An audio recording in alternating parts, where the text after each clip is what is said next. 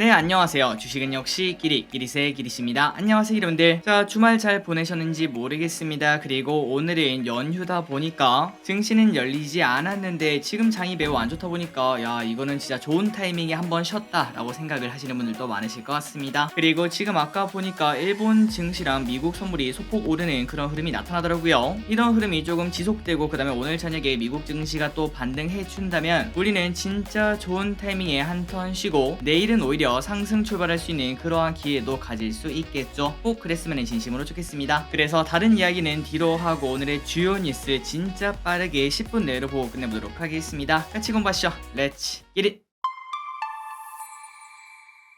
자, 오늘 또 많은 소식이 있습니다. 일단 증시가 나쁘니까 나쁜 소식 두 개 먼저 보고 그 다음에 좋은 소식 두 개 보도록 할게요. 일단 올해 무역수지 적자가 480억 달러로 예측이 된다고 합니다. 이는 역대 최대치라고 하며 그리고 외환위기 직전보다 2배가 넘는 수치라고 하니까 야, 이거 진짜 걱정된다라는 이야기 나올 수밖에 없겠죠. 그리고 플러스 여러분들이 아시다시피 환율이 오르면은 우리 같은 수출 국가들은 야, 오히려 좋은 거 아니냐, 수출이 이렇게 증가해야 되는 거 아니냐라는 생각을 해볼 수 있는데, 그런데 이 와중에도 적자 폭이 커지는 것은 역시나 원자재 가격 부담이라고 합니다. 그러다 보니까 이제 이러한 한탄 나올 수밖에 없겠죠. 왜 우리나라는, 왜 당군 할아버지는 우리 땅에 캘 수 있는 거를 버섯 빼고 왜 아무것도 남겨놓지 않았나라는 생각 충분히 해볼 수 있습니다. 나중에 언젠가 기회가 되면은 제가 당군 할아버지한테 따져보도록 할게요. 어쨌든 이러한 원자재 값이 너무나 오르다 보니까 이렇게 적자가 커질 수밖에 없다고 하며, 그리고 이 말인즉슨 기업들의 실적이 나쁠 수밖에 없겠죠. 그래서 코스피가 더 많이 빠지는 그런 흐름이 나타나는가 싶기도 합니다. 그래서 이제 이를 해결하려면 어떤 방법이 필요할까라고 딱 봤을 때 인플레가 잠잠해지는 걸 기다려야 되는데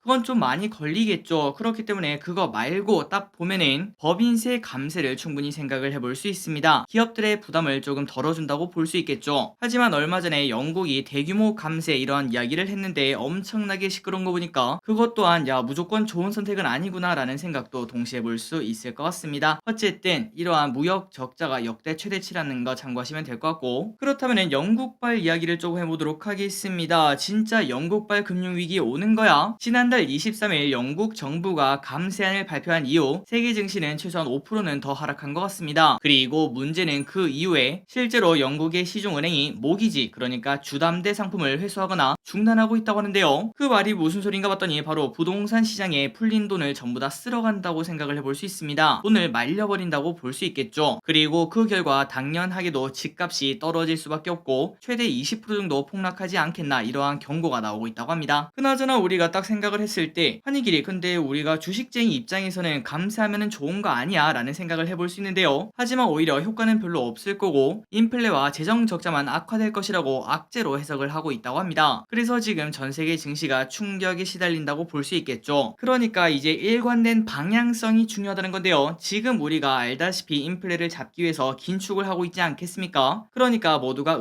으쌰으쌰해서 빨리 이 인플레 잡고 다시 또 원래대로 돌아가자 이런 생각을 해야 되는데, 그런데 지금 상황이 나쁘다 보니까 경기 부양책을 동시에 쓰는 경우, 그러니까 이 대규모 감세라고 볼 수 있겠죠. 이런 경우가 나타나면은 시장에 혼란을 줄 수밖에 없다고 합니다. 그러니까 시장 참여자들은 야, 잠깐만, 야, 인플레를 좀 잡기 위해서 긴축을 해야 되는데 도대체 상황이 얼마나 나쁘면은 지금 이런 정책까지 나오는 거야? 라는 걱정이 나온다는 거겠죠. 그래서 지금 전 세계 증시는 시름시름 앓고 있는 걸 확인할 수 있고 상황이 절대 정상적이지 않다는 것도 우리가 확인할 수 있었습니다. 그나저나 갑자기 이러한 뉴스가 떴습니다. 그래서 급하게 이것만 추가해서 말씀드리자면은 영국 정부가 집권 보수당 내부에서도 반발을 촉발시켰던, 그리고 전세계 증시를 하락시켰던 소득세 인하 방침을 철회한다고 영국 공영방송 BBC가 3일 보도를 했다고 합니다. 그렇다면은 지금까지 떨어뜨린 거 이거 다시 되돌릴 수 있나 라는 기대감을 조금 가질 수 있을 것 같은데, 과연 오늘 밤 증시는 어떻게 해석을 할지 그 부분을 우리가 관심 있게 봐야 될 것 같습니다. 어쨌든 진짜 뜬금없는 소식이 나왔는데 꼭 좋은 소식으로 호재로 인식이 되었으면 좋겠습니다.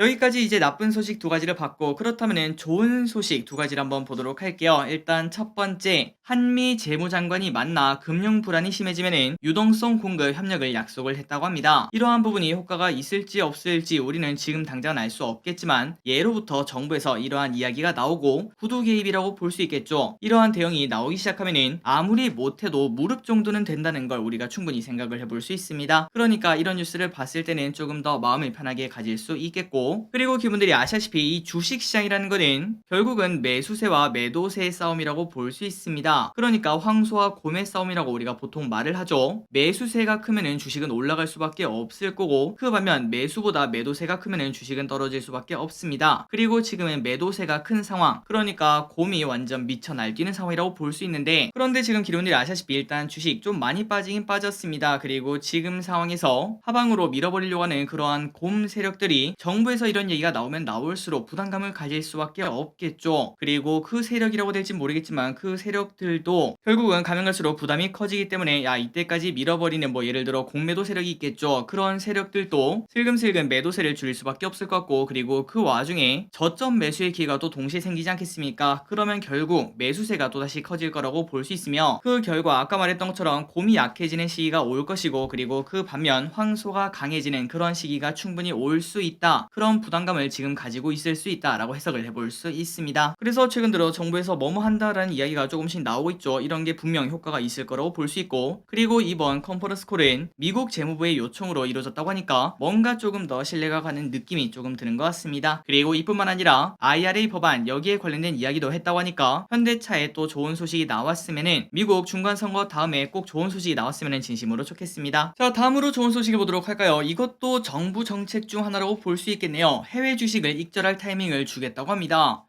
이게 뭔 소린가 봤더니 바로 보유 중인 해외 주식을 팔아서 원화로 환전할 경우에 양도소득세상 인센티브를 주는 방안이 검토 중이라고 한대요. 해외 주식을 하시는 기분들은 알고 계실 거라고 생각합니다. 아시다시피 차익이 1년에 250이 넘으면은 그 차익에 대해서 22%의 세금을 매기죠. 그러니까 예를 들어 제가 작년에 1250만 원을 벌었다면은 그 중에 250은 기본공제로 빼고 1000만 원에 22%, 그러니까 220만 원을 내가 열심히 투자해서 벌었지만 그거를 세금으로 내야 되는 거 알고 계실 거라고 생각합니다. 그런데 방금 말했던 이 250 있죠? 이거를 일단 단기적으로 늘려주겠다, 이러한 부분을 검토를 하고 있다고 하는데요. 그나저나 이 기본공제를 늘리면 어떤 효과가 있나 봤더니 이때까지 차익 실현을 못한 기분들 분명 계실 거라고 생각합니다. 물론 적지 않은 기분들은 무슨 소리냐, 지금 나스닥이랑 S&P 500 얘네도 정상이 아닌데 지금 아마도 대부분 물려있을 걸 라고 볼 수 있겠지만, 그런데 그 와중에 예전부터 세금 때문에 못 팔고 계시는 분들이 분명 계실 것 같습니다. 그러니까 이제 수익률이 꽤나 높은 기업들, 묵혀놓는 기업들이 분명 존재한다고 볼 수 있겠죠. 그런데 그 물량이 이러한 기본공제가 늘어나면은 소량이라도 나올 수 있으며, 그리고 그 다음에 그런 금액이 환전까지 한다면은 환율 진정에 도움이 된다는 걸 충분히 생각을 해볼 수 있습니다. 그러니까 쉽게 말해서 미국 주식을 팔 때 세금을 조금 줄인다라고 볼 수 있고, 그 다음에 환전까지 하면은 우리가 지금 계속 올라가는 이 환율을 진정시키는 데 도움이 될 수 있다는 거겠죠. 자, 이러한 정책이 도움이 되길 진심으로 바라겠고, 그리고 아직까지는 시행이 되지 않았지만 만약에 시행이 된다면은 혹시나 기업들 중에서 예전에 세금 때문에 못 팔고 있던 기업들, 그런 기업들을 지금 이제 매도하는 그런 기회도 잡으시면 좋을 것 같습니다. 이러한 정책은 안 찾아 먹으면 무조건 손해니까요. 다음입니다. 이제 개별 뉴스를 보도록 하겠습니다. 손정이 예상보다 빠르게 한국에 도착했다는 소식입니다. 10월 달에 온다곤 했는데 10월 1일부터 올지는 몰랐어요. 손정이 소프트그룹 회장이 지난 1일 방한을 했으며, 그래서 이재용 부회장과의 회동이 관심에 쏠리고 있다고 합니다. 그렇다면 손정이가 온 이유가 뭘까요? 맞습니다. ARM 때문이죠. 영국에 본사를 둔 ARM은 소프트뱅크가 75%로 대주주, 그 다음에 소프트뱅크 비전펀드가 25%로 사실상 소프트뱅크가 전부 다 가지고 있다라고 생각을 해볼 수 있습니다. 그래서 이를 삼성전자와 협력하는 방안을 검토를 한다고 하는데, 현재 두 가지 방법이 거론이 되고 있죠. 일단 첫 번째는 삼성전자가 단독 인수를 하는 겁니다. 지금 ARM의 가치가 뭐 100조 원이 된다고 하니까 진짜 큰 사이즈의 인수라고 생각을 해볼 수 있겠죠. 하지만 이거는 독점 문제 때문에 지난번에 엔비디아가 실패했듯이 삼성전자도 쉽지 않을 거다라는 평가가 나온다고 하며, 그래서 결국은 두 번째 방안을 검토를 해봐야 되는데, 전력적 협력 관계를 강화하거나 아니면은 다른 기업과 컨소시엄으로 인수하는 거, 뭐 예를 들면은 뭐 SK하이닉스랑 삼성전자가 돈을 모아서 인수하는 방법이라고 볼 수 있겠죠. 하지만 이는 당연하게도 혼자서 인수하는 것보다는 당연히 매력이 떨어질 수밖에 없기 때문에 이 또한 애매한 평가를 현재 받고 있다고 합니다. 그래서 지금 삼성전자가 어떤 선택을 할지 현재 관심이 많다고 하는데, 아마도 이번 주 안에 무슨 얘기가 나오겠죠. 꼭 좋은 결과 있었으면은 삼성전자가 이제 바닥을 칠 수 있게 만들어주는 그러한 결과가 있기를 진심으로 바라겠습니다.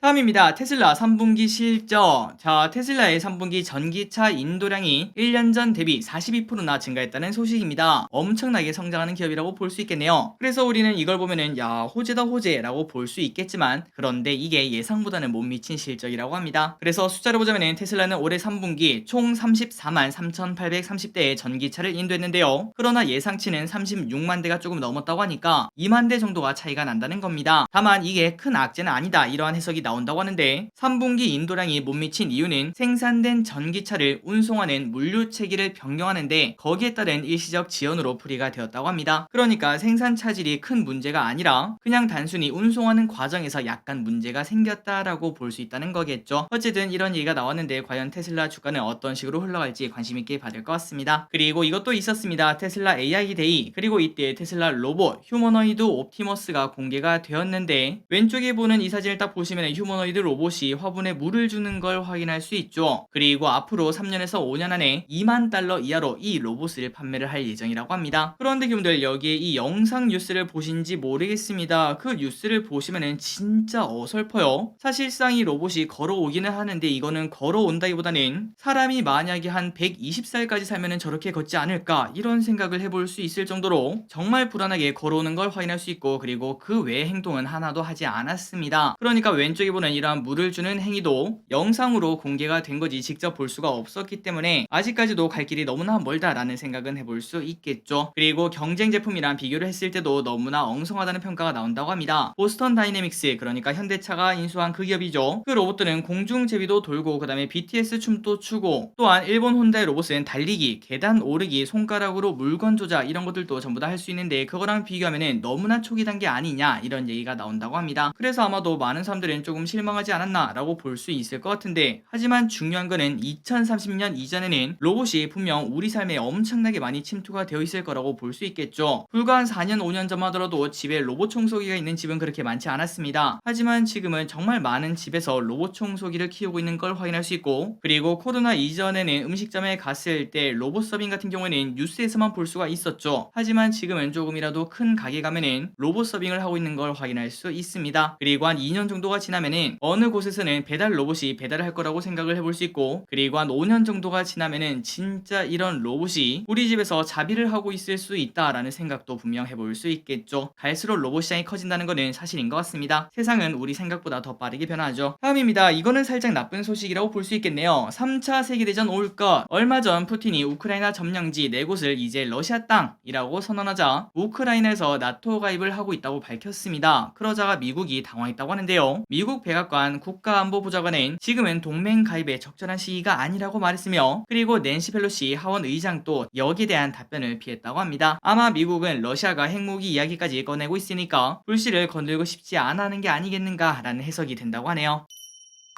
그리고 이 와중에 우크라의 공격이 계속 거세지고 있다고 합니다. 푸틴이 내 땅이라고 말한 지 하루 만에 우크라군이 도네츠크주 리만을 탈환을 했다고 하는데, 그런데 그 러시아가 내 땅 건드리면 핵무기까지 사용할 수도 있다, 완전 무조건 방어할 거다 라고 엄포를 놨었는데, 과연 러시아에서 어떠한 대응이 나올지, 어떠한 보복이 나올지 여기에 대한 걱정이 커지고 있다고 합니다. 그나저나 이제 이 뉴스를 보니까 저기릿은 조금 씁쓸했습니다. 우크라 국민들의 마음은 얼마나 힘들지 저기릿이 뭐 알 수는 없겠지만, 그런데 그 와중에도 그냥 큰일 없이 협상했으면 좋겠다라는 조금은 이기적인 마음이라고 볼 수 있겠죠. 이런 마음이 들더라고요. 어쨌든 러시아의 대응이 어떻게 될지 여기에 대한 걱정이 나오고 있으며, 이 결과가 꼭 좋은 결과 있었으면 진심으로 좋겠습니다. 마지막 소식입니다. 지난주 반대 매매가 1,000억이 넘었다는 소식. 연일 주가가 급락하자 한탕을 노리고 들어간 비투의 결과인 반대 매매가 급증하고 있습니다. 최근 3일간 나타난 반대 매매는 10년 만에 최대치인 1,000억 원에 육박한다고 하며, 그나저나 신용 잔고 비율이 높은 기업이 지금 위험하다고 볼 수 있는데 어떤 기업이 가장 높나 봤더니 선광이라는 기업이 무려 12.33%,